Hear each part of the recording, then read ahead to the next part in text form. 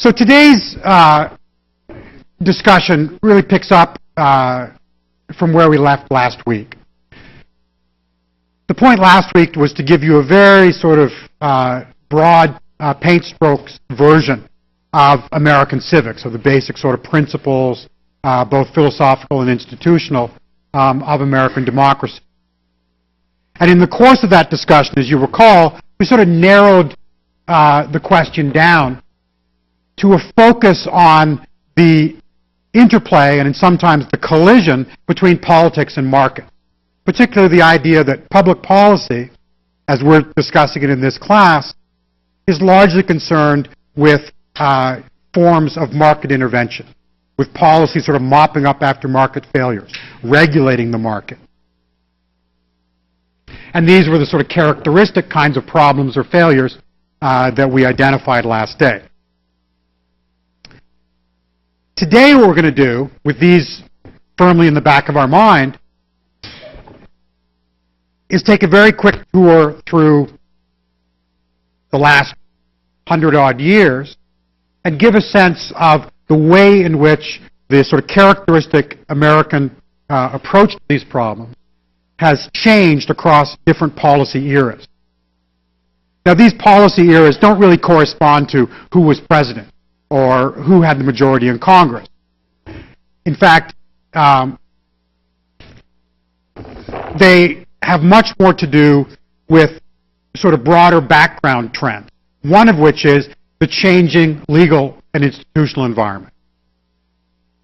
One thing I'll come back to at various points through today's lecture is what is commonly known as the Commerce Clause, which is in fact not really a clause of the Constitution, but the juxtaposition of two parts of Section 8.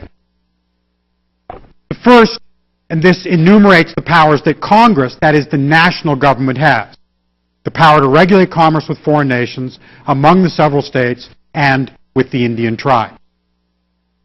Now, this is commonly and persistently across American history and legal precedents interpreted to mean that the national government's responsibility with the economy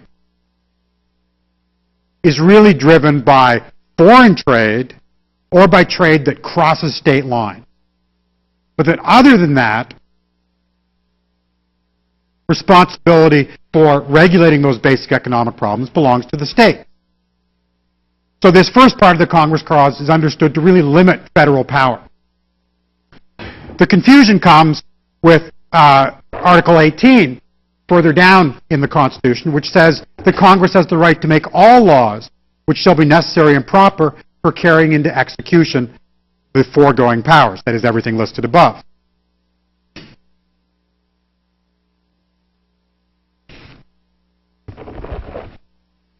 And much of what we'll see in the development of particularly national public policy reflects a tug of war or a changing interpretation of the meaning of these two clauses and their relationship to each other. And in fact, this is still a sort of thorny legal issue because this is precisely the issue that is at dispute over Obama's health care plan, which will be decided by the Supreme Court probably sometime in March. Okay, so we'll come back to this as we sort of move along this timeline. The second sort of background point I want to make is going back to my sort of basic understanding that public policy is largely about dealing with the market. It makes more sense to think about the market as a backdrop to policy change, that is economic eras, rather than political eras. So it's not really what happened during the Roosevelt administration, it's what happened in response to the Great Depression. And so we have, since 1929, these gray bars are the 10 recessions that we've had since 1929. The worst of which is the first of them and the last of them. And we'll talk more about that next day, the recession that we're just coming out of. So what punctuates American political history and policy history in this respect is the boom and bust of the economy, and as we'll see, war is also an important sort of intervening factor. So World War II is important, and in fact it's no coincidence that wars tend to fall between these recessionary periods, because there are moments of boom in the economy. So World War II is conventionally what we understood to be the event that brings the country out of the Great Depression. Then you have the Korean War, which ends this brief post-war recession. Vietnam, which is longer than this little dot suggests, and whose economic impact is a little more complicated. And then, of course, the wars in the Middle East in the modern era. These have important underlying economic implications, as important as the business cycles which surround them. And then across this history, then, we have the sort of growth of the economy, as you can see, growing slowly through periods of recession. You can see the impact of wartime spending.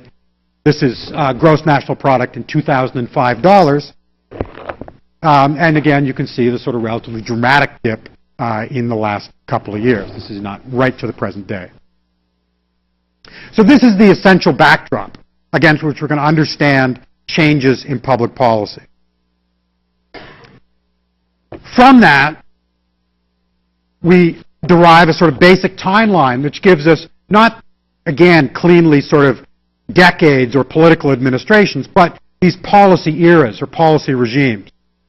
The first of which is popularly known as the Gilded Age, the last 30 years of the 19th century, or the period between the Civil War and roughly the beginning of the 20th century. Followed by what is commonly known as the Progressive Era, which ends with World War I, and is followed by a sort of brief, rather exceptional period, commonly known as the Roaring Twenties.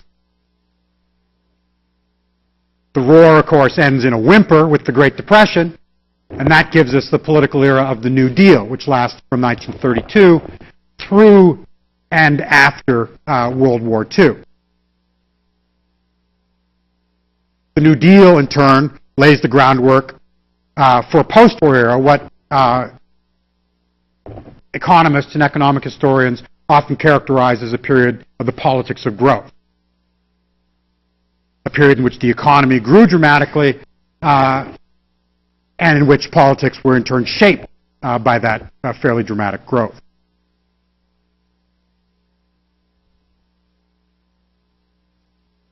The capstone to this era of growth is the Great Society of the 1960s, which can be thought of as sort of a capstone of the New Deal. It sort of comes back to the central reform questions of the New Deal, based on the assumption of sort of enormous economic wealth. At the end of the 1960s, we get a number of other innovations, as I'll talk about in a moment, in social policy and the like.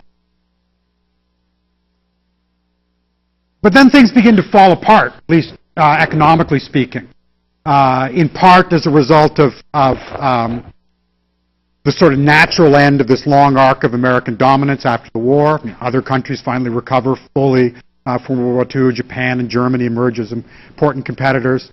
And also partly as a result of the overreach of the United States during the Vietnam War, which brings with it fairly severe fiscal and international and trade problems by the early 1970s. Giving us what economists called at the time the arrival of a zero-sum society, by which they simply meant in an economy which is not growing by leaps and bounds from year to year, gains for any group in society would have to come at the expense of another. So all of a sudden the political battles become that much more bitter. It's at this point, for example, that you start to have political activists rethink the sort of premises of the welfare state. Rethink the collective bargaining law that had been inherited from the New Deal era. Rethink the generosity of many public policy programs. And that sense of limits and austerity then is crystallized in the sort of final period, which it continues to the present day, which is a sort of conservative ascendant. A bookend, the flip side, if you will, of the New Deal era of the 1940s. And in fact, as we'll see a little bit today, but also as we sort of spin these issues out over the life of this course, much of the attention in this conservative era is devoted to undoing the policy innovations of the 1930s and 1940s, a sort of New Deal in reverse.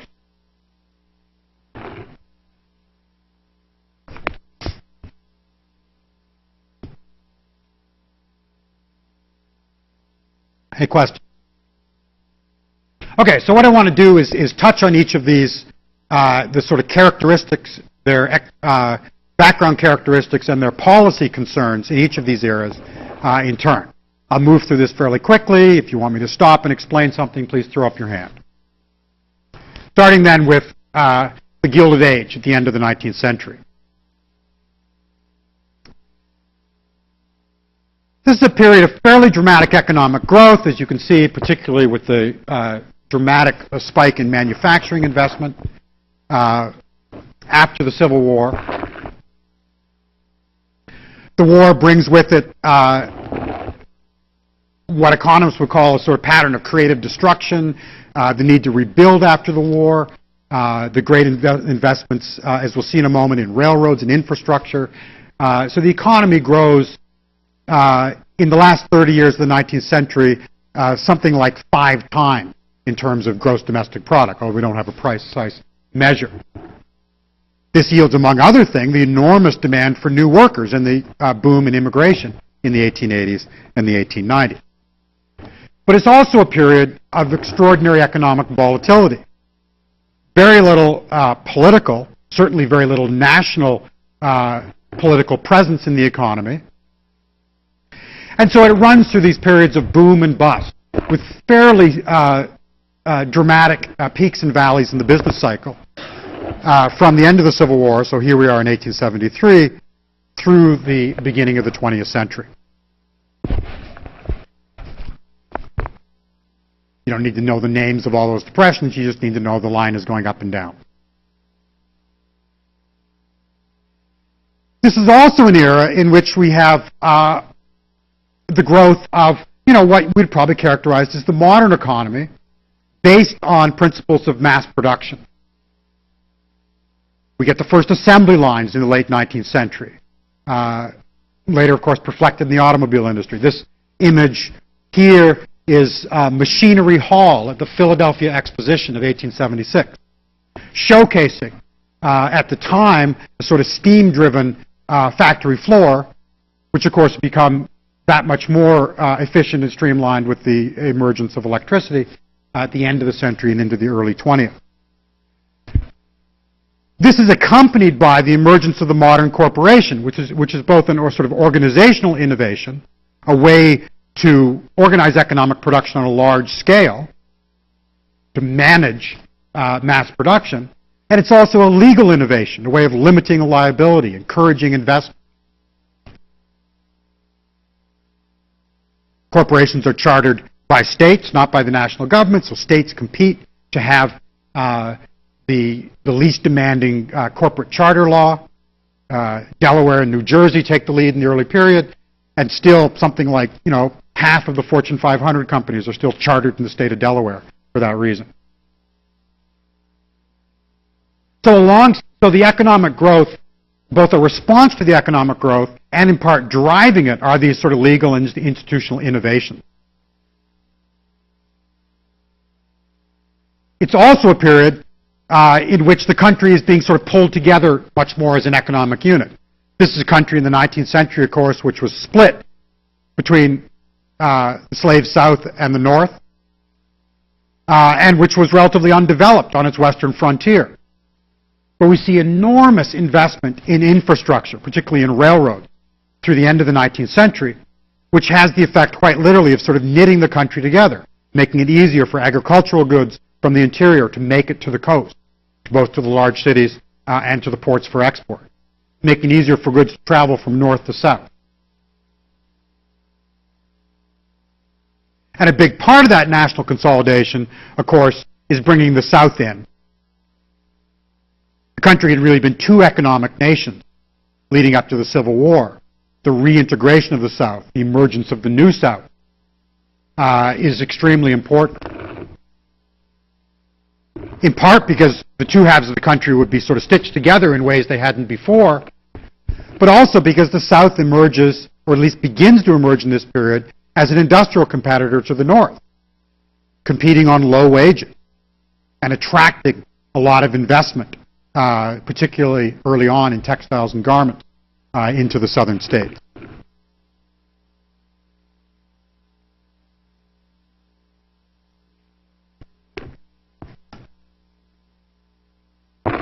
And it's an era of pretty unfettered protectionism. That is, high tariffs against imports in order to protect, hence the name, American producers.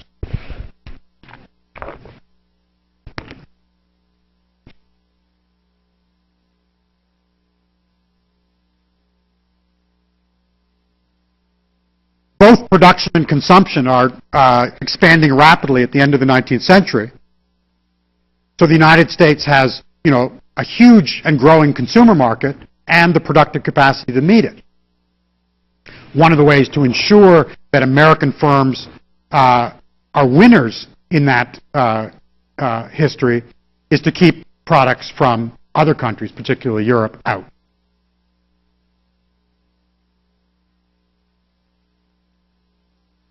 Now, all of this was not without its political concern. One of the foremost of which was a concern over concentrations of economic power, particularly the large trusts, Standard Oil, other combinations that were seen as restraints on trade. We talked about the dangers of monopoly in these kinds of concentrations earlier. And as these two cartoons suggest, the danger is both economic but also political. In the small black and white cartoon here, the snake of monopoly, which has its tail wrapped around the Capitol, is threatening Lady Liberty. Because of the persistent, and this runs to the present day, anxiety in American politics about concentrations of economic power also being concentrations of political power. And that was expressed often as a concern about, at the end of the 19th century, a boss rule.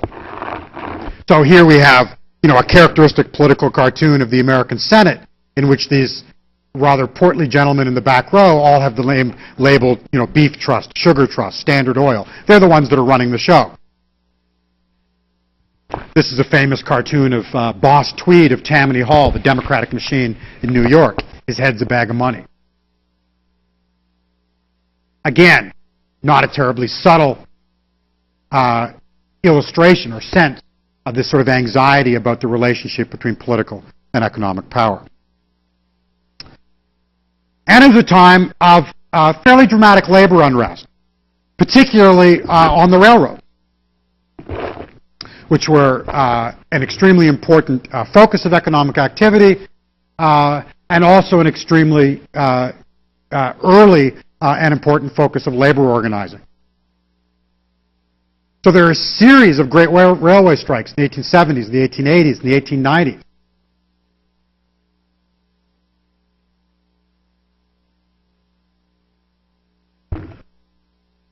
All of which pit labor's notion of its rights, of its uniquely American rights, against the corporation's notion of their rights, of their property rights. The rights of the individual versus, the rights of private property, which again will be a sort of long-standing confrontation and tension.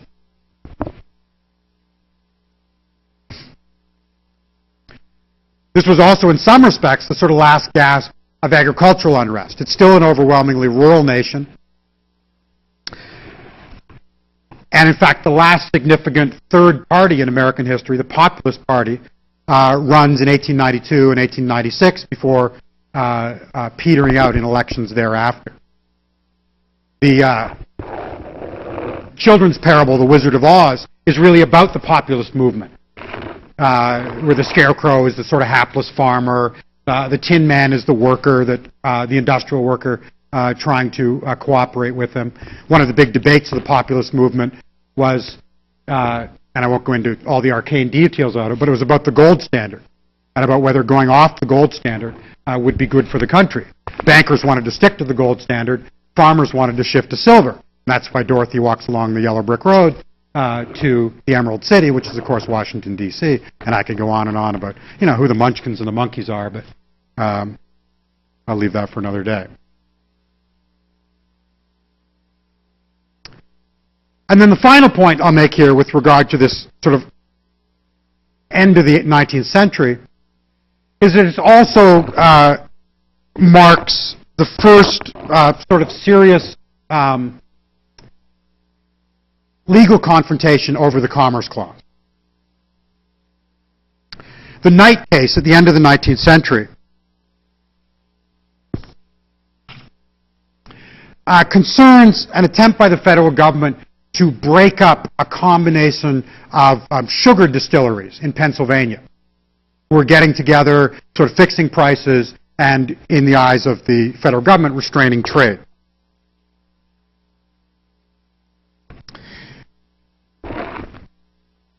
The government had, in fact, begun to regulate economic activity with the Interstate Commerce Act of 1877, some railroad regulation in 1887.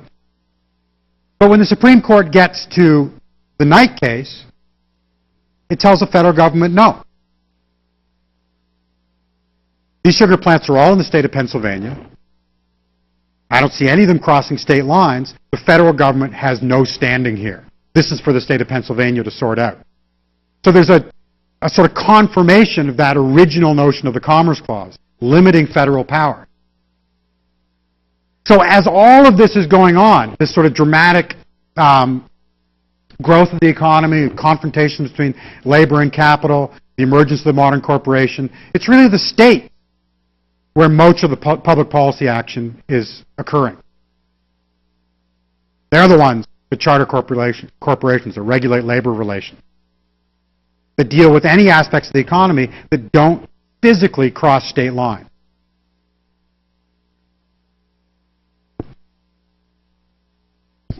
Your questions? Okay. Jump ahead 20 years. The period from the end of the 19th century through roughly World War I is commonly termed the Progressive Era. The Progressives were a fairly diverse bunch, reformers mostly, but reformers with a wide variety of concern. What really animated much of the Progressive Era was a response to the changes that we described at the end of the 19th century, a response to the challenge of industrialization. The general view was that the economy and the conditions of those who worked in it had changed dramatically. And over that time, public policy had done little in response.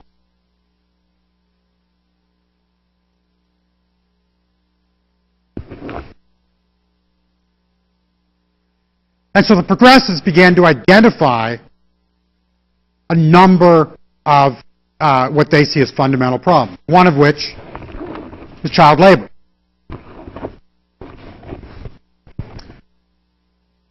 Another, in an era in which it was seen as detrimental to motherhood to have women working, was the hours in which women worked. And this extended more broadly to labor conditions even for male industrial workers, safety on the job site, that sort of thing. It's during the Progressive Era that states begin experimenting with things like workers' compensation and unemployment insurance plans. Alongside, and in large part driven by industrialization, is also a pattern of urbanization. So progressives also focus on urban conditions. Cities in this era are really notoriously undergoverned. There's no allowance for cities in the American Constitution. They're nowhere mentioned.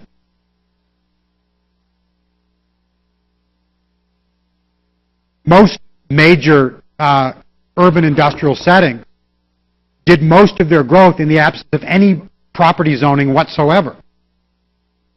So you're piling tenements next to slaughterhouses, next to railroad yards, without a thought. Cities don't really begin to zone to restrict land use until late 1920s.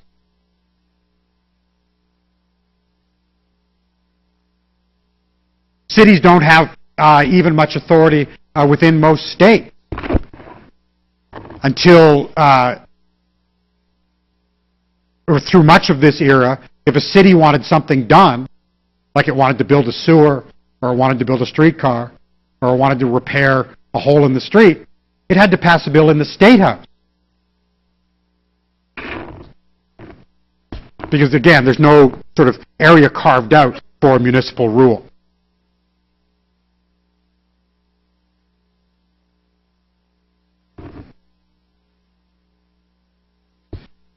As I mentioned, this is also part of the concern about wages and working conditions involves the sort of first interest in what we would call social insurance. Things like health care, thinking about just health care for workers, sickness insurance, workers' compensation, things like that. Now, at the time, what reformers referred to as health care was what today we call indemnity insurance. That is, it pays your wages while you're sick. That's what AFLAC is, right? And that's what health insurance was for most of the early part of the 20th century. But reformers were beginning to take note of the fact that industrial workers suffer bouts of unemployment, they have no pensions, they lose their jobs, they're fired when they get sick, and so the idea is to sort of build a floor under that low-wage labor market.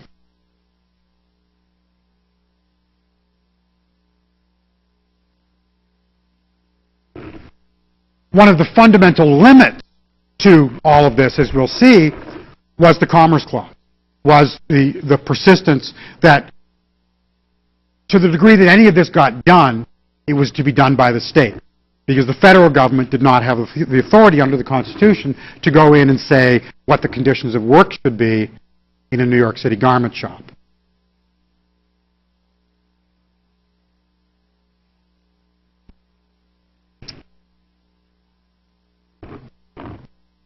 Other concerns of this era included immigration. We'd seen the boom in immigration in the 1880s and 1890s, and partly as a result of the impact of that immigration boom. Many of those people, of course, settle in the cities. Many work in the growing factories, but also because the demand for that labor supply is beginning to taper off. You begin to get a sort of backlash against what rapid immigration has done to the country. So Americanization campaigns, English-only campaigns, ideas of restricting immigration, which will finally bear fruit in the 1920s.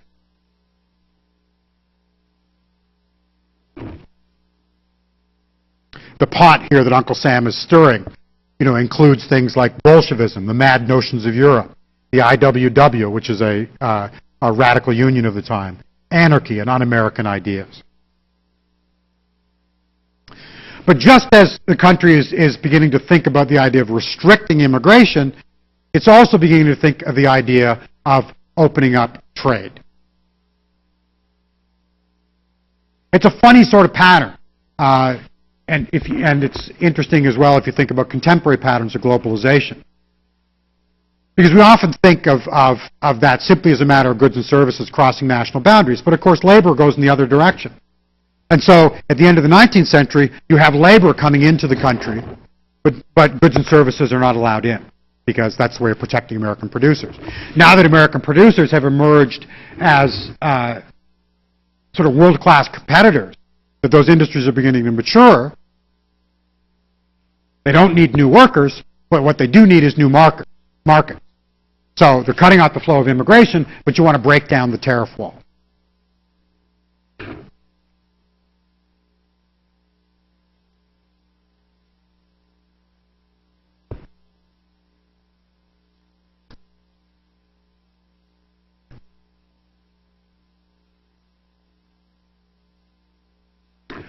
We also see, and this goes back to the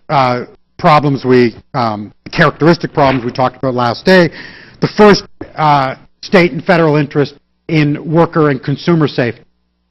It's in the Progressive era, in 1906, that the Pure Food and Drug Act is passed. That you begin to get federal inspection of meat across the state line. That you begin to get at least some regulation of pharmaceuticals and the claims that they can make.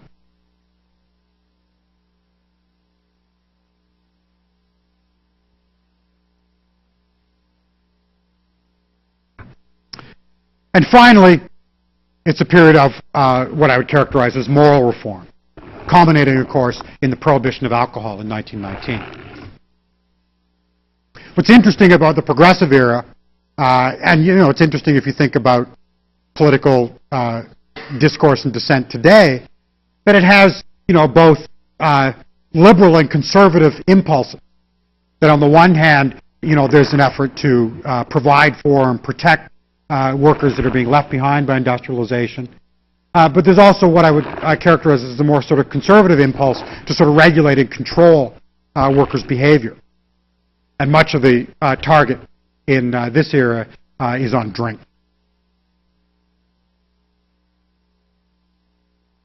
Culminating famously in the 18th Amendment to the Constitution, which prohibits the sale of alcohol for 10 years from 1919, or from 11 years, 1919 to into the early 1930s.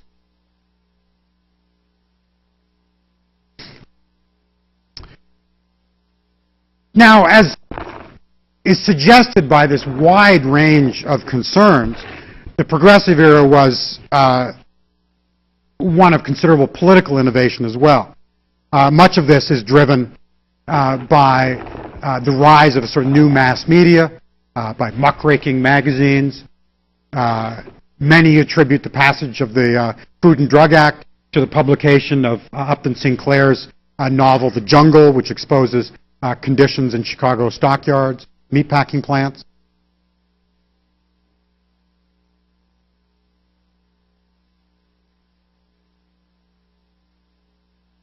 It's also a period of relatively wide partisan and philosophical differences, although, you stuck by the Progressive era pretty firmly in a two-party system at the national level. It's also a period in which radical parties flourish at the state and local level. So the red dots here show socialist mayors, particularly throughout the Midwest, in this period. And also shaping politics, of course, is that this is the era in which there's a fundamental debate about expanding the suffrage, about bringing women in as voters. And this is not just about voting rights for women, but as the suffragists argue pretty explicitly, it's about what women will bring to politics as moral agents, as mothers.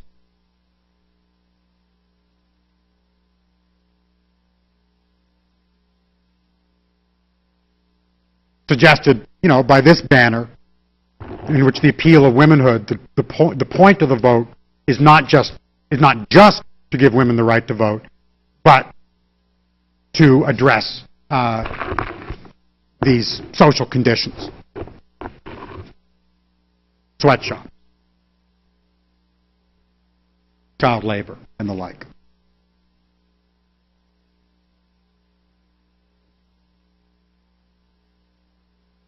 Now, it's important when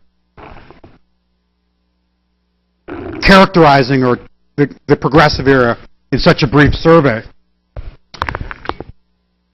not to assume that because people were talking about all these problems and identifying all these problems, that much was done about them, especially at the national level. In fact, in many respects, the Progressive era is a sort of ferment of debate, a discovery of problems, but not necessarily the creation of solutions to them.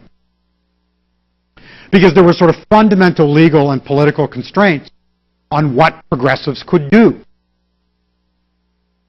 because of the sort of rule of the Commerce Clause, which I'll get to in a moment, most progressive battles were waged in the state. So if you wanted workers' compensation, you had to get it in Pennsylvania, then you had to get it in New York, then you had to get it in Delaware. You know, you had to fight the same battle 50 times if you were a national reform organization.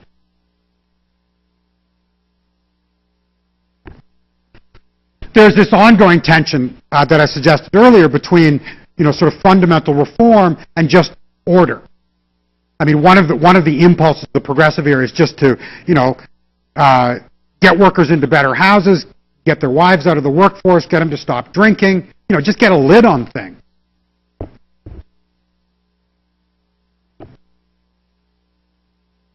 In some respects, you know, the political impulse there is more nostalgic than it is forward-looking. Can't we go back to when things were simpler? But what really sort of grinds the progressive era to a halt is World War I. Not only because with the outbreak of war, there's just a number of other things that the government has to do. Mobilize an army, you know, manage wartime production, that sort of thing. But also because the war, and we'll see this again, particularly in the Cold War era, the war has a way of sort of narrowing the range of political possibility. A moment of sort of heightened patriotism provides an opportunity to sort of peel off and dismiss the more radical alternative. And in fact, World War I brings us in 1919 the first Red Scare, which is a sort of backlash against that wave of immigrants that had come in, joined labor unions, elected socialist mayors, you know, and the like. And so the Red Scare leads in fairly short order to a sort of dramatic backlash against the labor movement, which we'll talk about more in a moment, to a dramatic curtailment of immigration, and even a sort of mass deportation. You know, we're talking hundreds, maybe thousands, at the end of the war, in order to quell this sort of radical threat.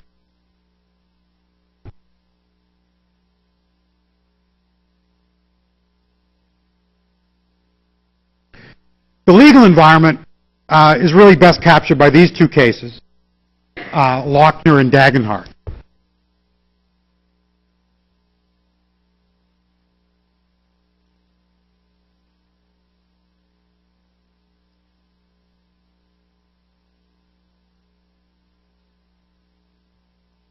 In Lochner, the issue was whether the government could regulate the hours of work.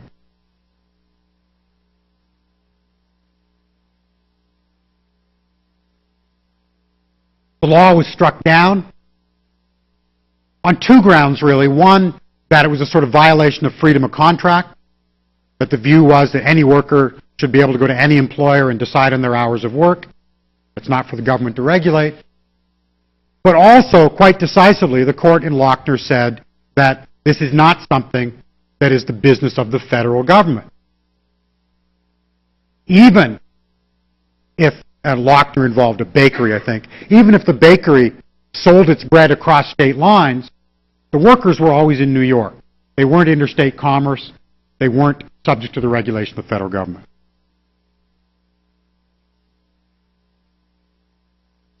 And this view was clarified in the Dagenhart case, which came 13 years later. This was an interesting case because it explicitly, the law, the federal law, hinged on interstate commerce. This was a federal law which declared that goods produced by child labor could not cross state lines. So the government is basically invoking its right to regulate interstate commerce. But again, the court says the goods can cross state lines. That's fine. The children are not crossing state lines, so it's not your concern. Production occurs in one place, in one state, and it's up to the state to regulate it. And so we end this era with still a pretty firm check on federal power. particularly with regard to the regulation of the economy.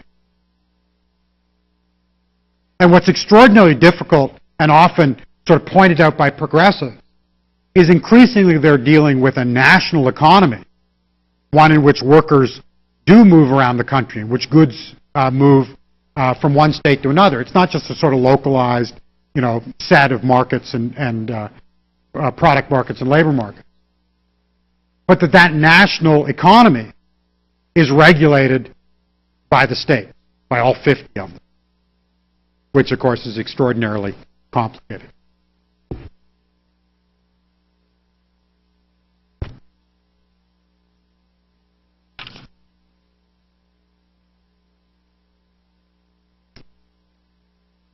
I'm going to move through the 20s pretty quickly.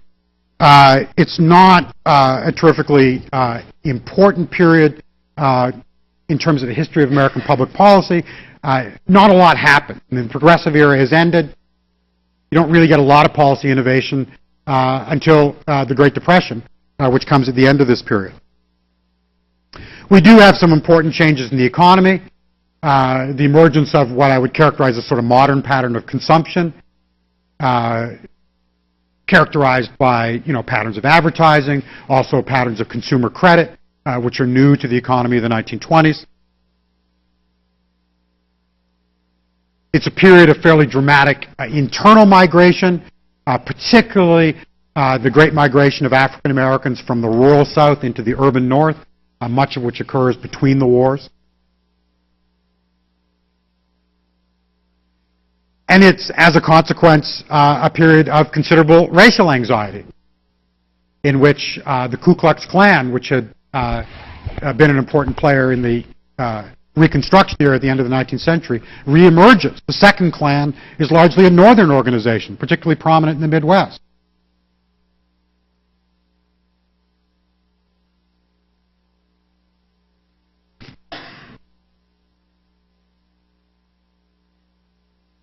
National policy in this era is quite pointedly deferential to business.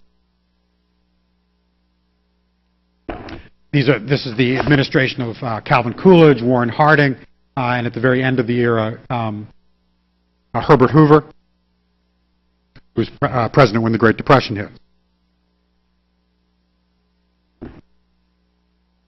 And not surprisingly, in the sort of relatively conservative era, we also see a backlash against organized labor, which had grown by leaps and bounds, largely as a result of the war.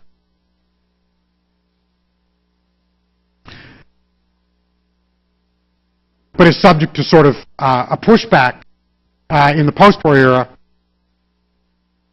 There are massive strikes in 1919 in Seattle, in the steel industry, in the big police strike in Boston, almost all of which end with the defeat of the unions in question.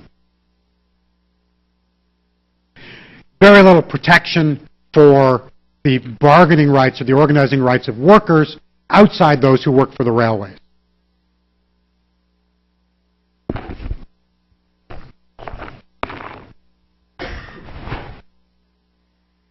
After the tariff reforms of the early century, we get renewed protectionism in the 1920s.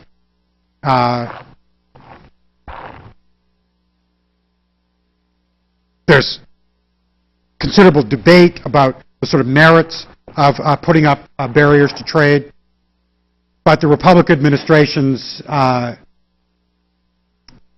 pretty firmly dedicated to protecting American manufacturers from competitors while doing what they can to push American influence into commodity markets, particularly in South and Central America.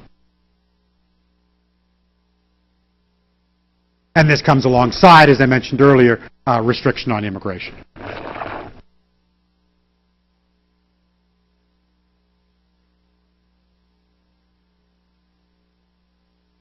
But of course, most importantly for our purposes, it ends badly. The stock market crash in 1929 and the onset of the Great Depression.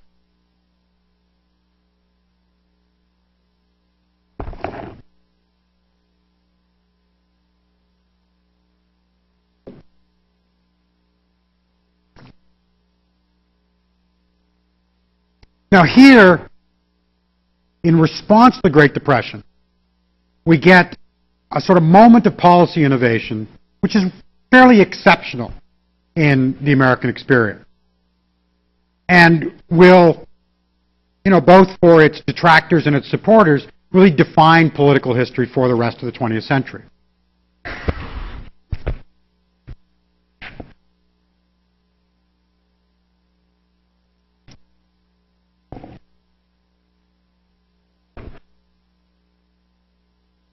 This innovation includes new financial regulations, the Glass-Steagall Banking Act, the idea of insuring bank deposits, of providing federal insurance for home mortgages.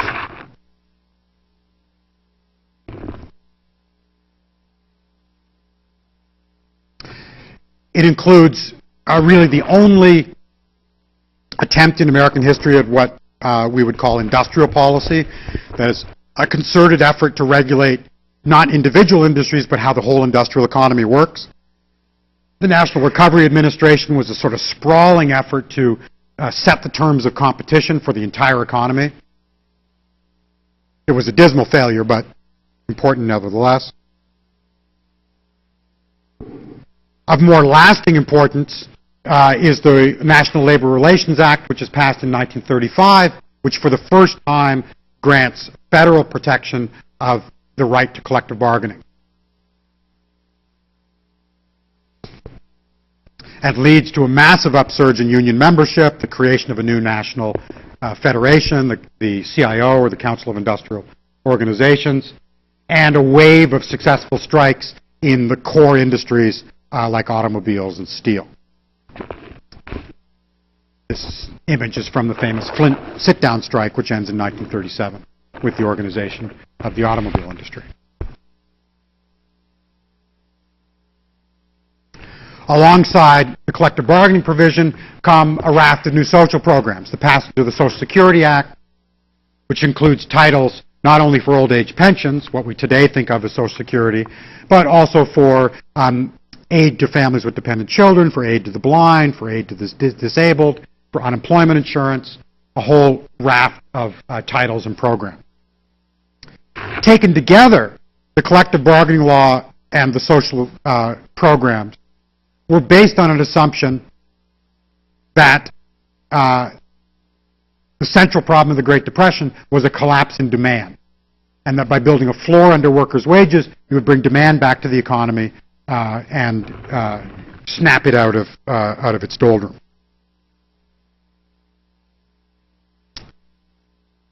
The New Deal also marked the first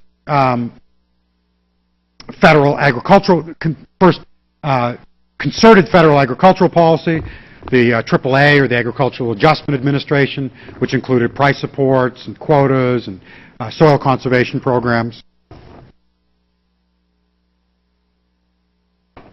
Included massive public works programs, both on a large scale and a small scale, so you get big projects like the Tennessee Valley Authority, a huge hydroelectric project.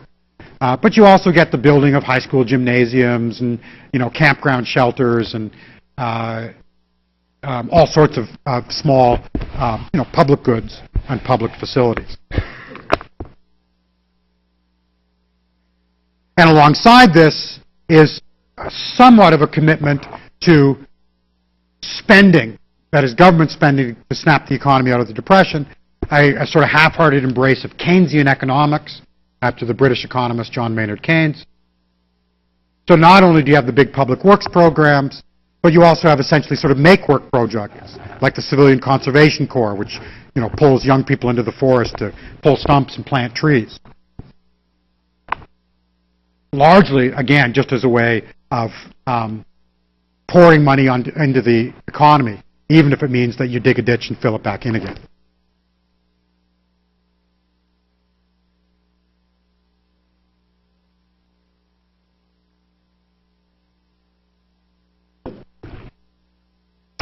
This was particularly in the middle 1930s, 34, 35, 36, a period of pretty dramatic change in the sort of basic functions of the federal government when it came to regulating the economy. But it was not without its frustrations and its failures. Foremost of which was the fact that for all of the innovations of the New Deal, the Depression just plowed along.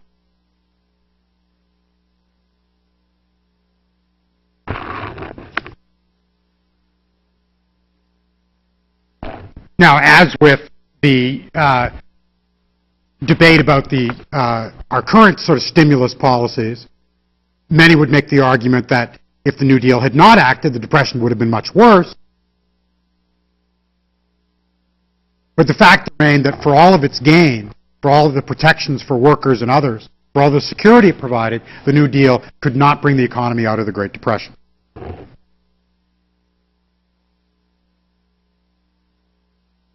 One of the most fundamental problems that the Roosevelt administration ran into was the recalcitrance of the American South. The South in the post-slavery era was an economy largely built around very low-wage labor, particularly the African-American labor market. And although the South was a very poor area and hit very hard by the Depression, it saw more of a threat than a promise in the New Deal. Because as the power of the federal government expanded, it meant one thing to the powers that be in the South. With federal money would come the Bill of Rights.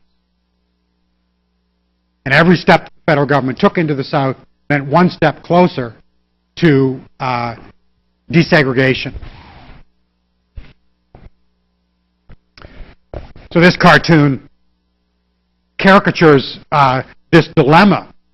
The donkey, of course, representing the Democratic Party, and the South, the back half of the donkey in this picture, is sitting down, breaking from the New Deal. The Democratic Party in the 1930s and even really into the 1960s was, as one political scientist characterized it, one part Sweden and one part South Africa. Because it combined these sort of urban northern liberals with close ties to the labor movement with these diehard southern segregationists. And that's what made up the New Deal. Now, as we'll see when we come back to various policy issues, one of the consequences of this was that many of the New Deal programs were designed with this dilemma in mind. That in order to get things passed, what the Roosevelt administration had to do was say, here's a big chunk of federal money, but the states can control how it's spent. So instead of, we have sort of expansive federal responsibilities and expansive federal spending, but all the rules are made by the state.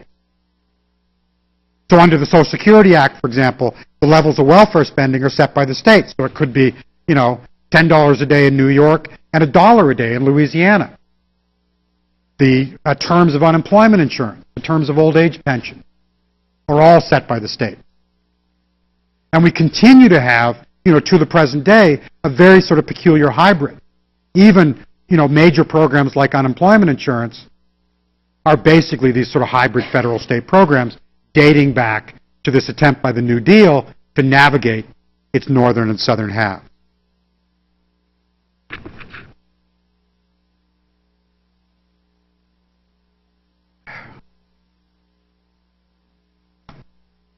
As well, not only are Southerners in the New Deal beginning to break ranks by the end of the 1930s, but the Republicans are newly emboldened.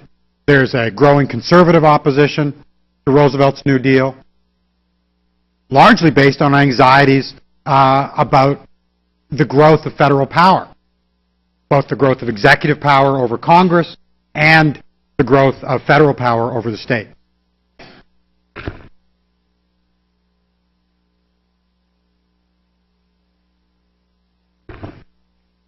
This culminates in a particularly nasty episode in 1937 and 1938 when the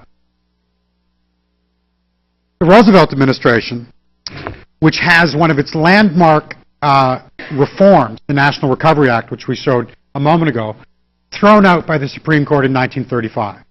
Supreme Court says, no, it's a violation of the Commerce Clause. Roosevelt realizes, and his advisors realize, then they're not going to get anything done in terms of federal response to the Great Depression if that's the view that the Supreme Court will have of the Commerce Clause. So Roosevelt's brilliant idea is to appoint 5 new justices to the Supreme Court. Not to replace 5 of the 9, but to have 14.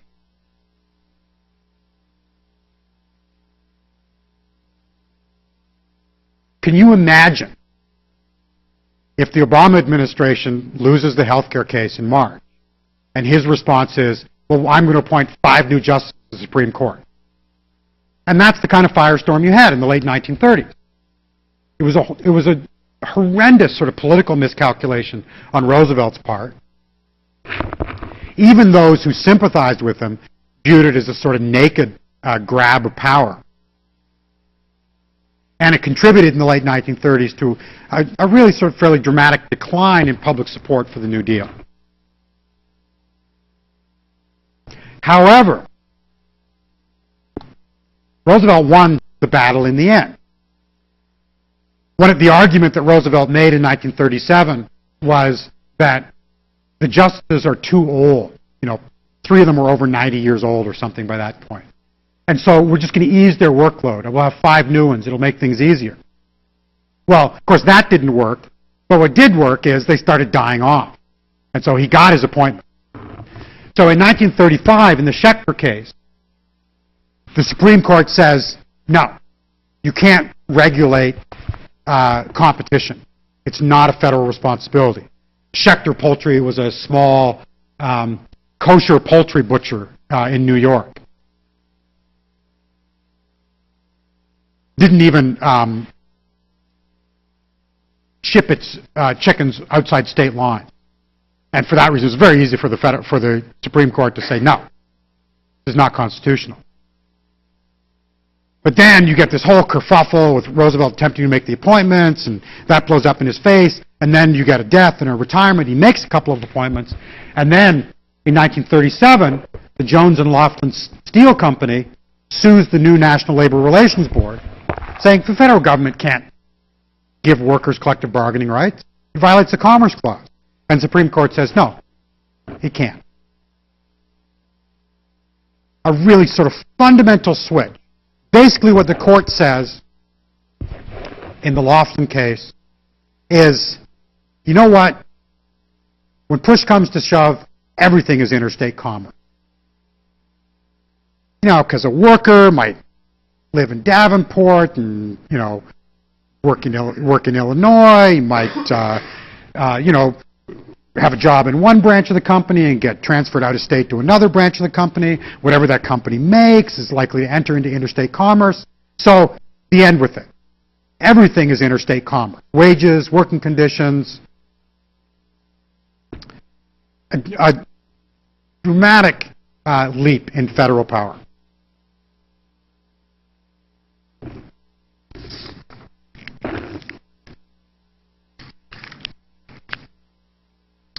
And the capstone of this came in a lesser-known case, the Filburn case in 1942,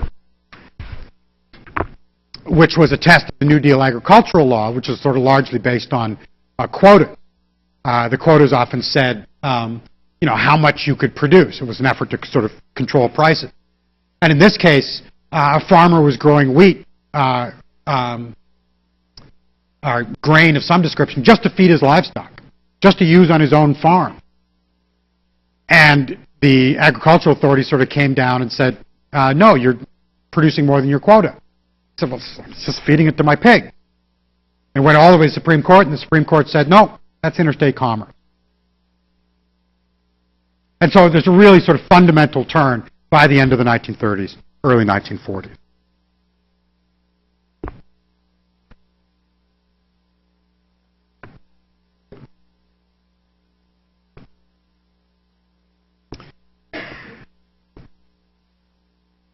Much of this is sort of capped by World War II. World War I, as we saw, really sort of ends the progressive era. But World War II, in a sense, pulls the New Deal together. It enables the government to finally accomplish much of what it had tried to do. In large part because its wartime spending, which you can see in this, fairly dramatic peak, that finally ends the Great Depression. So, here is the New Deal. You're going to spend a bit more money, and then here's the war. That's the level of spending that it took to snap the economy out of the Great Depression. And the war, of course, makes it, because mobilization for World War II is much more comprehensive than it had been for World War I, it involves a much more dramatic government role. And so, in labor relations, it becomes necessary to simply sort of recognize a bunch of unions and work with them. And so we see a dramatic spike in the 1940s in union membership, giving it its sort of post-war peak of near a third of the labor force.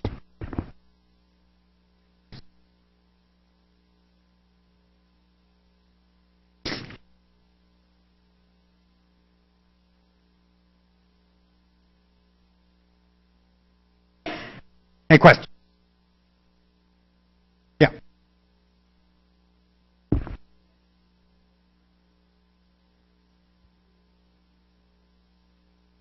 No. Okay. So 35, the New Deal loses. And then between 35 and 37, Roosevelt gets a chance to appoint 2 new justices, and he wins basically the same case 2 years later.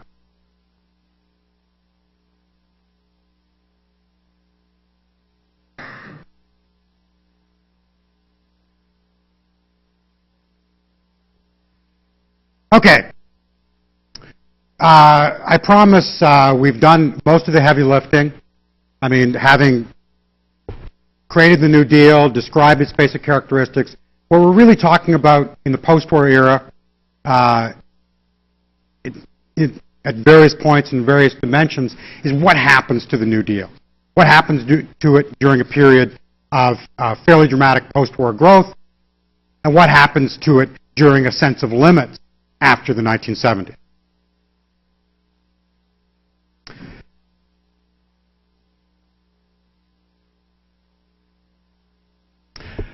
Again, the important thing about this graph, which I had up a moment ago as well, is not only the dramatic spending that you see spiking in World War II, but how high that level of spending remains after the war. Much higher than New Deal levels. What the war cements, partly because of its sort of tremendous success in ending the Depression, but also partly because of sort of range of new government responsibilities that follow the New Deal, is a much higher level of government taxing and spending in the economy at local, state, and federal level.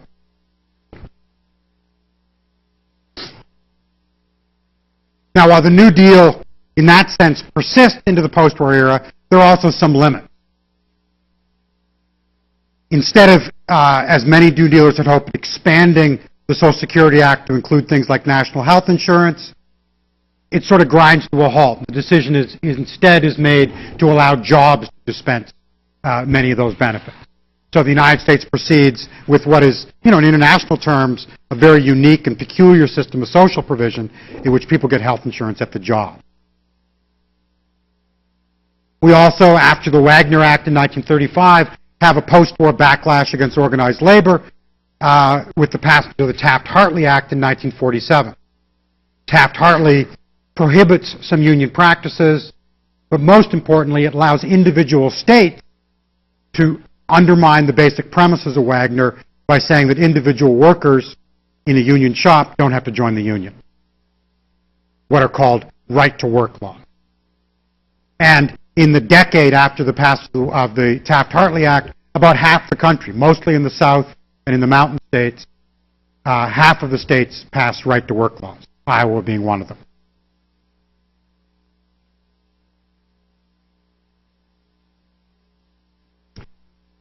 The real driver of post-war growth, however, is not so much those institutions of the New Deal as it is the international economy. The United States comes out of World War II not only with a pretty impressive industrial infrastructure of its own, but with much of the rest of the world in ruin. And the United States has an extraordinary competitive advantage for, the next really 20 to almost 25 years. So much so that it engages in this enormous foreign aid program, the Marshall Plan at the end of the war, in order that countries in Europe can even buy American products. In order to sort of get the ball rolling, the Americans give them the money so they can turn around and buy American products. And it's that internationalism that really sustains the economic gains and the economic growth that will continue into at least the late 1960s.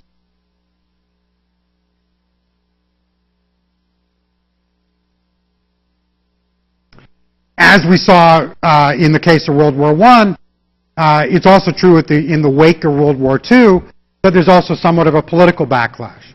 That that moment of international growth and with dramatic new international responsibilities is also a moment of confrontation with the Soviet Union, the Cold War, the erection of security alliances like NATO.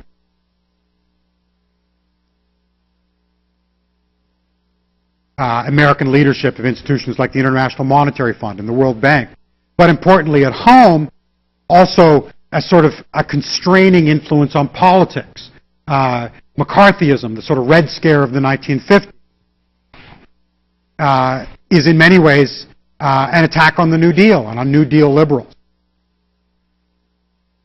An attempt to restrain some of the economic policy, particularly with regard to labor and social provision. So there's these sort of twin impulses competing in the post-war era. The legacy of the New Deal in one respect and the efforts to check it on the other.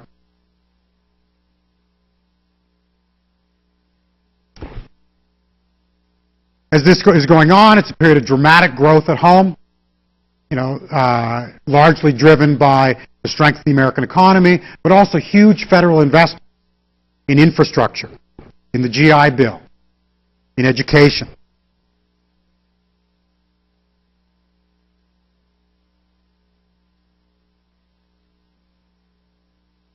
And so the post-war economy is famously, like the 1920s, marks a boom in consumption. Think of all the sort of corny, black and white sitcoms from the late 1950s. The suburban ideal.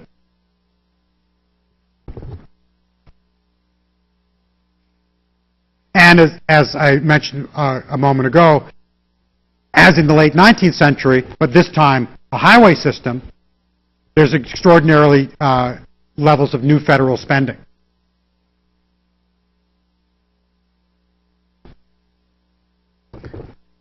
This not only pumps money into the economy, but in turn makes the economy more efficient and profitable. It makes it easier to move goods and services around.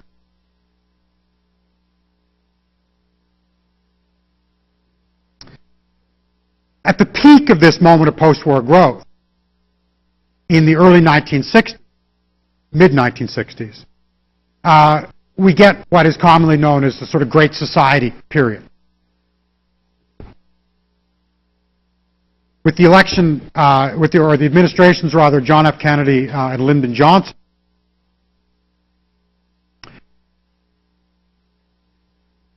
basically try and effect a marriage between the sort of spirit of the New Deal, which was cobbled together during a period of depression, and the enormous growth of the post-war period. The notion being, the New Deal did all of this during the Great Depression. What can we do when the economy is flush with money and with tax revenue? Well, what you can do, among other things, is programs of dramatic new aid to the cities, so urban renewal, public housing, urban highway construction.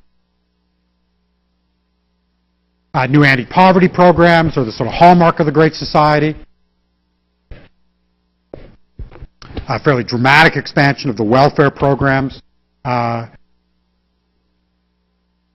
the Social Security Act, the invention of new programs, community action programs, more local anti-poverty programs. This is a period in which the federal government, having tired of sort of laundering all its programs through the states, goes straight to cities to give them assistance, often bypassing, much to the distress, particularly of southern governors, state governments altogether.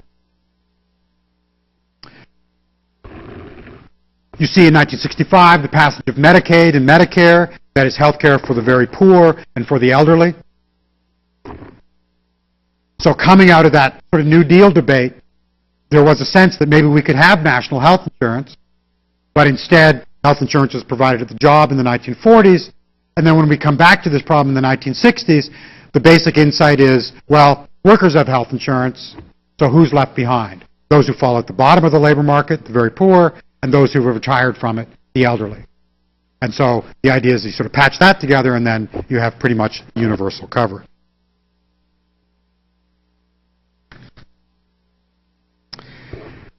This is an era also marked by dramatic investments in education by all levels of government,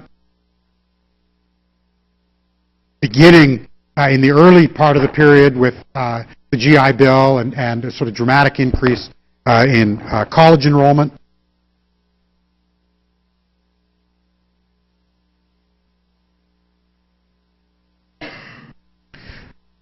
So here we see, from here's 1960 to 1980, the percentage of young adults who completed college basically doubles.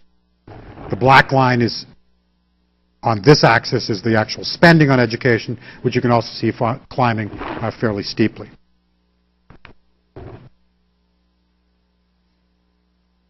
And of course, it's an era marked by the civil rights movement. Perhaps the most dramatic expression of the need to round out the promise of the New Deal. Because if one group of Americans was sort of systematically left behind by the New Deal and the way it was sort of pointedly laundered through the states, it was African Americans. And the civil rights movement involves not only access to the sort of basic fruits of the New Deal, collective bargaining rights, social welfare provisions, but for African Americans in the South, basic voting rights as well.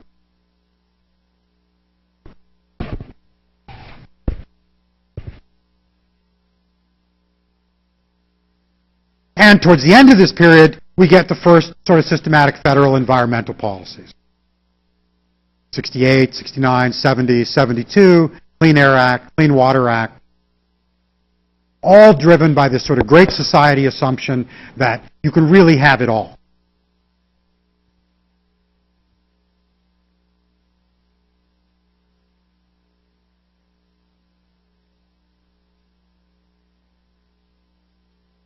But again, this was not an era without its frustrations and without its roadblocks. The South continued to be a problem, particularly for the Democratic Party. A problem that devolves into open confrontation between federal Democrats and state Democrats during the desegregation battles of the 50s and 60s.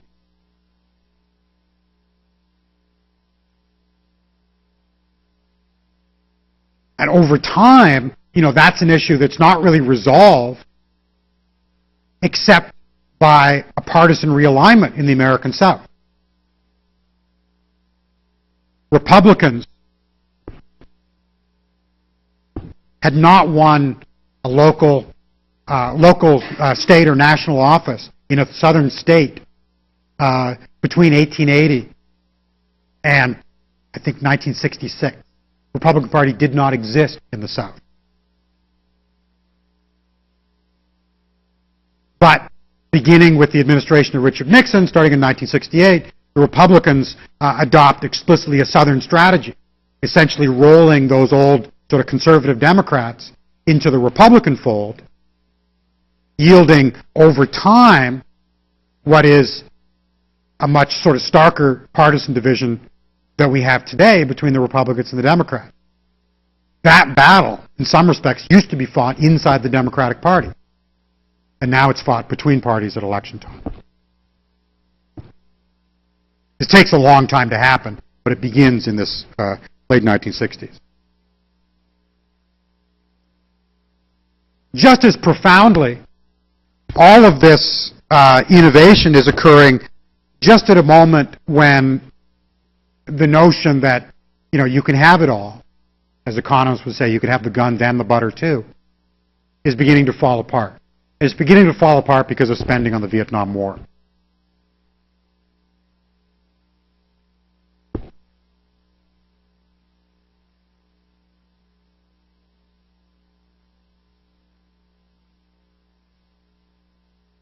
And that sense of sort of emerging limits on what the government can do is reflected again in the sort of turmoil of the late 1960s. The urban riots that marked the sort of tailing off of at least that episode of the civil rights movement.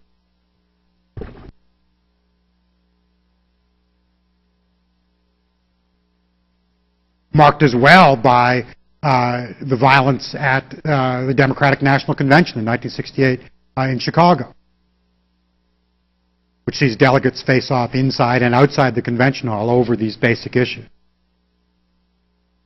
Support for Great Society programs, support for the war, support for one and not the other.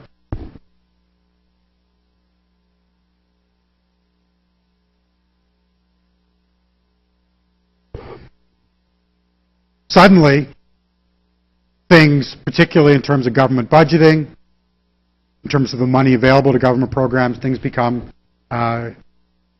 much more strained. And in fact, as we move from the Great Society into the Nixon administrations of between 1968 and 1974, you get this sort of dramatic reckoning. And this is a sort of interesting moment, because as you can see, this is just the marking the budget deficit. So below the line is a deficit, above is a surplus. And as you can see, after spending for the war, you're basically sort of tooling along between 1948 and 1972 with small surpluses and small deficits. But then, right about here, you get an upturn in the business cycle that doesn't result in a surplus, and then you get this dramatic downturn, which is also marked by the first trade deficit. And, to put it bluntly, people just go apeshit. Everyone thinks that the world is falling apart because all of a sudden you have big budget deficits and big trade deficits at the same time. And, and the reason why I think that's, somewhat interesting in perspective is look what happens afterward. I mean, we get used to it, is what happened. But there's a sense of complacency over this era. So when suddenly there's a sense of limit to what the government can spend money on, to the performance of the economy, to the competitiveness of the economy, things turn very quickly.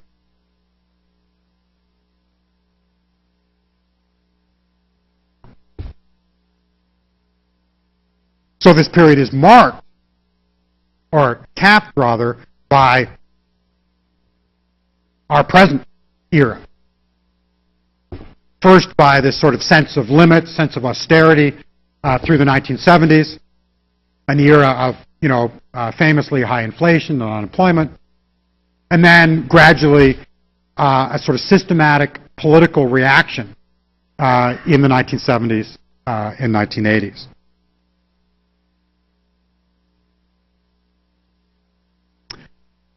This is an era marked by an end to American dominance in the global economy, not only by the sort of trade deficits that begin to suffer, but of course by the oil crisis of the early 1970s, the discovery that the American economy is dependent on a foreign good that it doesn't control, and this leaves it sort of markedly vulnerable.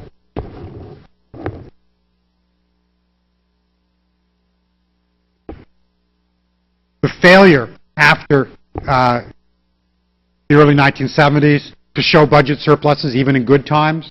It's a sort of constant budget deficit. You're always below the line.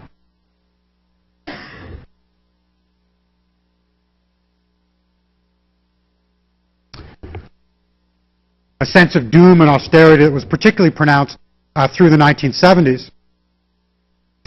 When economists had to come up with a new measure, what they called the misery index, which marked the sum of inflation and unemployment. Through much of the post-war era, economists had always assumed that you made a choice between inflation and unemployment. That is, if you pumped money into the economy and got people to work, you had low unemployment, but you risked high inflation. If you pressed down on the money supply, slowed the economy down, you'd have very little inflation, but you might have high unemployment. No one expected, as in the 1970s, that you would get both.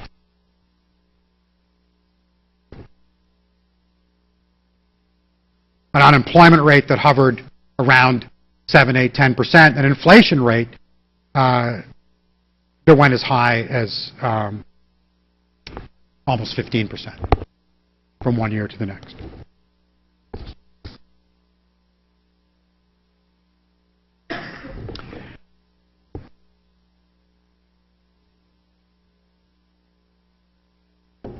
There are, of course, a raft of proposed solutions to this problem. Foremost among them is to restore American competitiveness by driving down wages.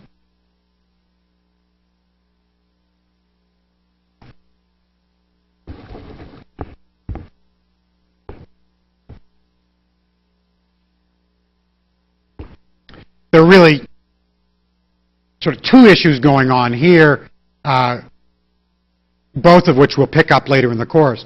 One has to do with the wages of private sector workers, and that, in the view of the 1970s, is an issue of competitiveness. Our workers make too much, we can't sell goods, we can't compete in the world economy, and so we need to drive those wages down.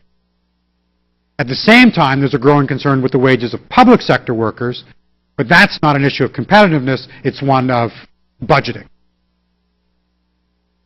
You bring down the wages of public sector workers in order to bring down the tax burden on business and help make business more competitive. And in fact, we see the fruits of that after 1970, a steady decline in the union presence of private sector workers.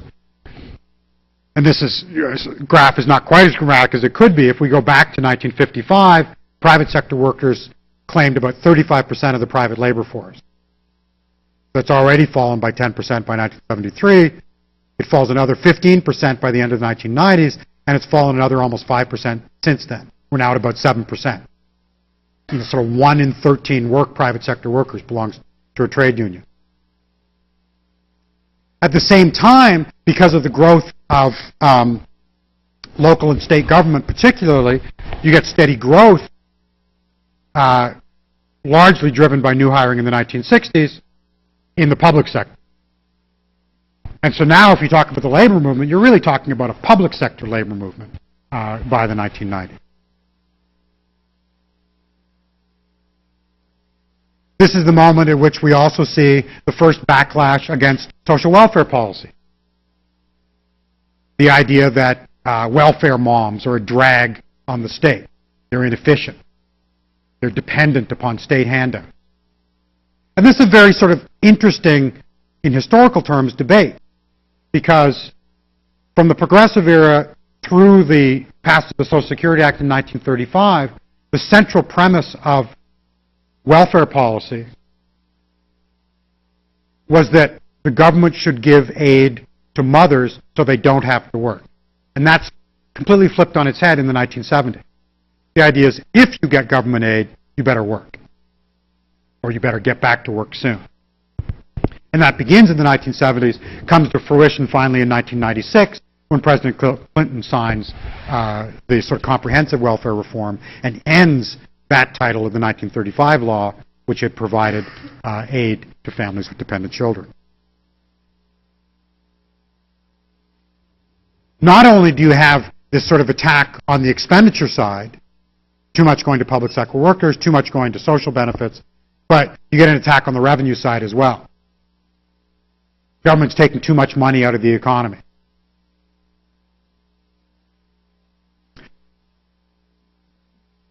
The sort of root of what we would think of today as a sort of Tea Party approach to public revenue really lies in the tax revolts of the 1970s.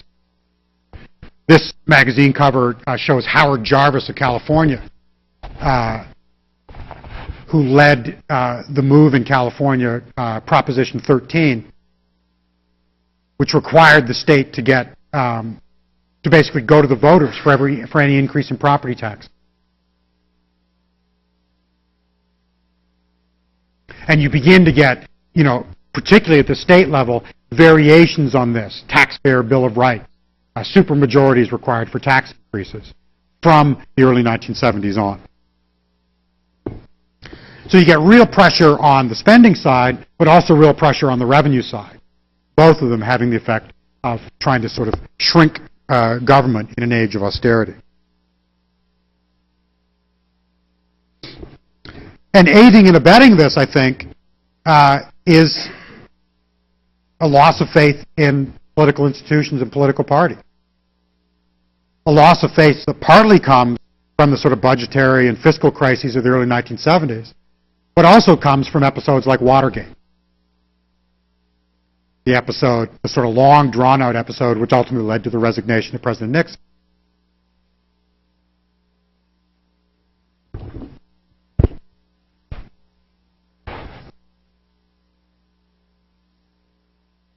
Much more commonplace after the early 1970s, particularly after the Watergate scandal, for public polling to show, a sort of majority conviction that politicians are in it for themselves, they're feathering their own pockets, they don't have a sense of public interest, which continues to the present day. And you see a sort of a fundamental shift in both political parties. The Republican Party having sort of realigned the South and captured most of sort of fundamentally conservative legislators at the national level, is a much more robust force in the 1970s than it had been in the 1960s. And in response to that, and in response to the sort of new age of austerity, the Democrats moved to the right. A group of conservative Democrats, largely from southwestern states, break off in the 1970s and form what they call the Democratic Leadership Council. One of the most prominent members of this was Bill Clinton, who, of course, was elected in 1992 to 2 terms as president. So the push that I'm describing is coming, not from the Republican. It's not something that you can accurately attribute to Reaganomics, although that's where much of the blame is often put. It's really something that's shared by both parties. As I mentioned a moment ago, it's the Clinton administration that ends the 1935 welfare program.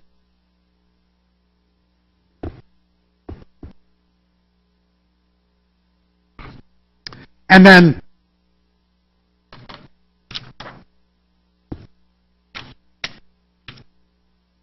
to bring us back to our sort of organizing theme, what's also interesting about this era is you sort of get a rediscovery of the Commerce Clause and the idea that what the federal government can do might be limited.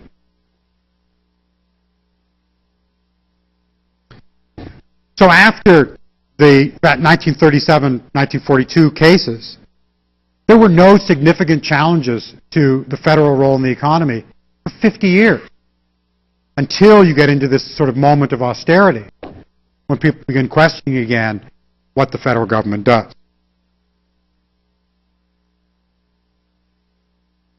So in the Lopez case in 1995, the federal government, as part of a gun control initiative, tries to establish a sort of gun-free schools policy. The Guns Free School Act of 1990 basically overrode local and state laws on concealed weapons and did not allow the possession of a weapon in any educational institution that took federal money. But the court struck it down, saying that this was not interstate commerce. This was up to the state. So for the first time since the New Deal, for the first time since the 1940s, Supreme Court is saying, no, there are limits to what the federal government can do.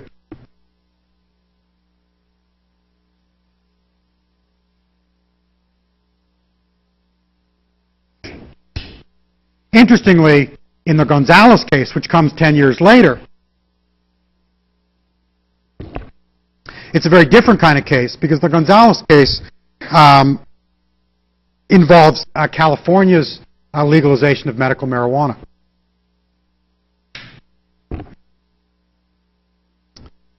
The federal government didn't recognize California law in this respect, and the DEA continued to enforce its understanding of the drug laws. So there's a direct conflict between state law on, in this case, very liberal state law on drug use, and the war on drugs at the national level. But in this case, the Supreme Court says, no, that is allowable under the Commerce Clause. I think largely because of this sort of strain that we see going back to the progressive era in reform movements, particularly that they have this sort of conservative strain as well. So we see that very prominently in the modern conservative movement, this notion that federal laws that regulate behavior, that regulate social institutions like marriage, are acceptable, but those that regulate commerce are not. And then, of course, the Sebelius case is the challenge to the Obama health care law, to the Affordable Care Act.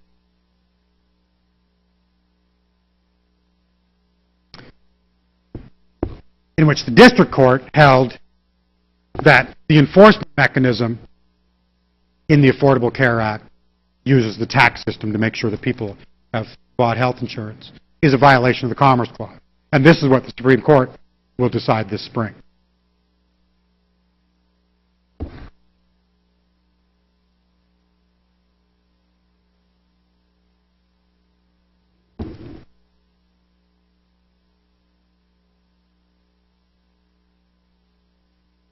There is, I think, captured by this legal battle, a sort of a sharp confrontation between the notion of the sort of persistence and defense of the New Deal.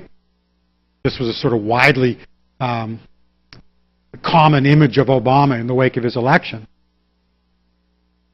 And the sort of crystallization in the Tea Party movement of a backlash against the New Deal, of the idea of a sort of fundamental restraint of government power.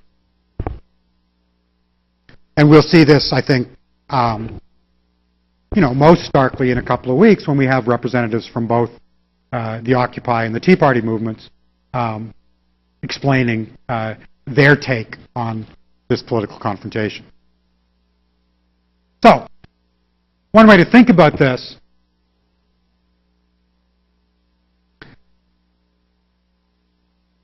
particularly as we plow ahead through other policy issues in the rest of the course, is keep this historical background in mind, both in terms of the sort of basic issues that governments are involved with and the different policy eras as those issues crop. So, the end result looks something like this. Don't write it down. I'll make a version of this available to you. But, so you have these basic eras running down this side of the matrix, and the basic sort of characteristics of the era. What's the economy look like? What's the relationship between regions? What are we doing in trade? What are its basic political concerns? What's the fate of the labor movement, social policy, political parties? And the final column is the Commerce Clause. So you should be able to, as we talk about these, sort of land on any one of these squares and say, oh yeah, the Great Society, had a certain view of cities. Or, the New Deal had a particular take on the Commerce Clause.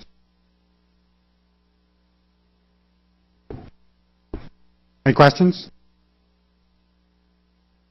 Okay.